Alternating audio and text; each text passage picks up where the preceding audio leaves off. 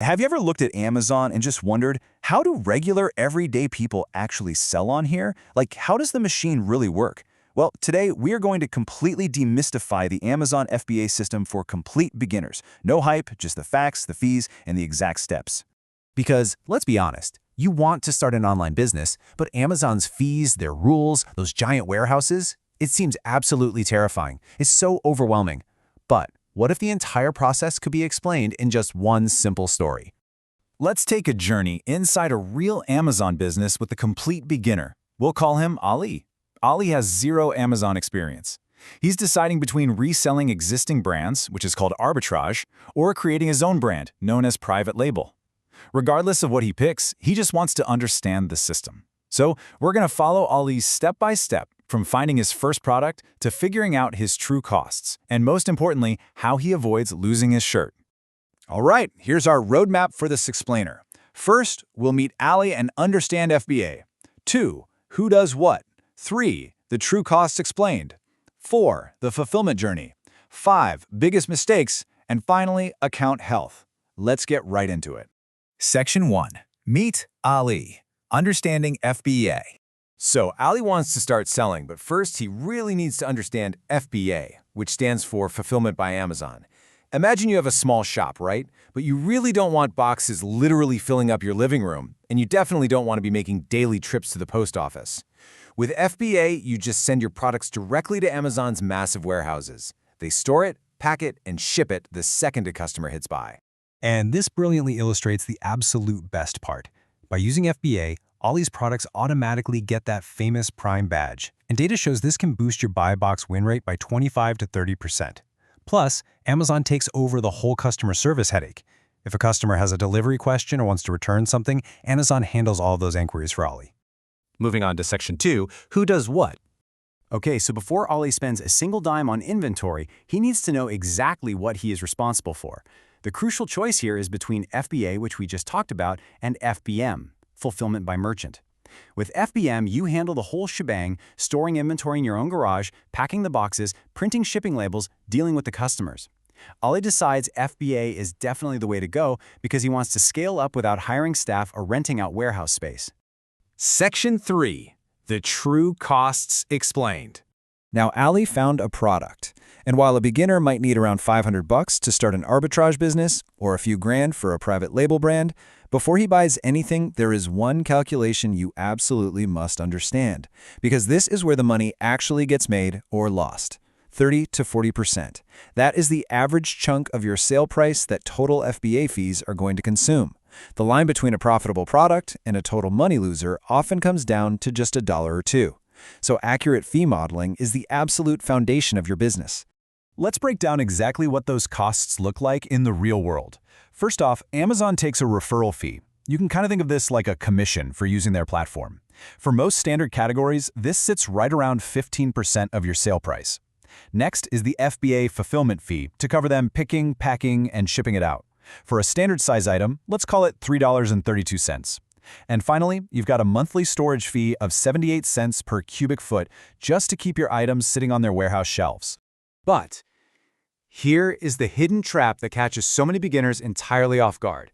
Take a look at this Q4 reality check. From January through September, storage is that normal 78 cents per cubic foot. But from October through December, the holiday season, also known as Q4, those fees absolutely skyrocket to $2.40 per cubic foot. They essentially triple. If your stuff is just sitting there not selling during the holidays, you are paying a massive premium. Section 4. The Product Fulfillment Journey. Ali did the math. His margins are solid. So let's actually trace the physical flow of his product. Step 1. Ali creates a shipment plan inside his Amazon account, which is called Seller Central, and he prints out special FBA barcodes. Step 2. He ships his prepped inventory to the specific fulfillment centers Amazon assigns to him. Step 3. Amazon receives the boxes, scans those barcodes, and stocks the items on their shelves. And finally, Step 4. A customer clicks buy, and Amazon picks it and packs it. And because he used FBA, Ali's product gets loaded right onto an Amazon delivery van with that coveted 1 and 2 day Prime shipping. The customer is super happy, Amazon handles all the delivery logistics, and Ali just collects the remaining profit after the product cost and Amazon's fees are taken out. It really is a beautiful system when the math works. Section 5. Biggest beginner mistakes. So, Ali is finally making sales. That's great. But wait, we need to look at the massive pitfalls that could instantly ruin his new business. First up, letting slow-moving inventory sit for over 181 days. Do that and you get hit with really steep aged inventory surcharges. Second is intellectual property and trademark violations, basically selling something you don't actually have the rights to. And third, sourcing bad products because you didn't verify the manufacturer's safety seals. Now, Ali avoids all of this by acting like a complete detective. Before he even lists a single product, he compares everything against the manufacturer's official online catalog. He double-checks those safety seals, and crucially, he researches trademarks and copyrights using the official USPTO database. If he isn't 100% confident that a product is free from infringement, he simply doesn't sell it. Section 6. Keeping your account healthy. This brings us to a critically important system that beginners usually miss, and it can shut down everything overnight if you aren't paying attention. It's called the Account Health Rating, or AHR. This is Amazon's ultra-strict grading system that measures exactly how well you're adhering to their policies. It's basically a color-coded score from 0 up to 1,000. You start with a baseline score of 200, you lose points for any violations, and you gain points when you fix them or fulfill minimum orders. You absolutely must keep your score in the green, which is anywhere between 200 and 1,000. That means your account is healthy. But if you drop into the yellow zone, a score of 100 to 199, your account is officially marked as at risk. And if you ignore the warnings and hit red, meaning 99 or lower, your account is considered unhealthy and is either eligible for immediate deactivation or, honestly, it's already been completely shut down. And be warned, Amazon is incredibly serious about repeat offenders. If you repeat the exact same policy violation, it actually multiplies the penalty, tanking your scores so much faster. In fact, if you hit the maximum number of repeat violations for a single policy within a 180-day period, you can be put at immediate risk of deactivation no matter what your overall score is.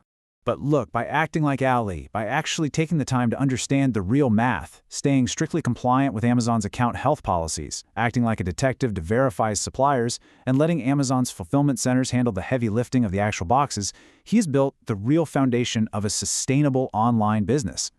You see, you don't need hype, and you definitely don't need some fake guarantee of easy money, because frankly, that just doesn't exist.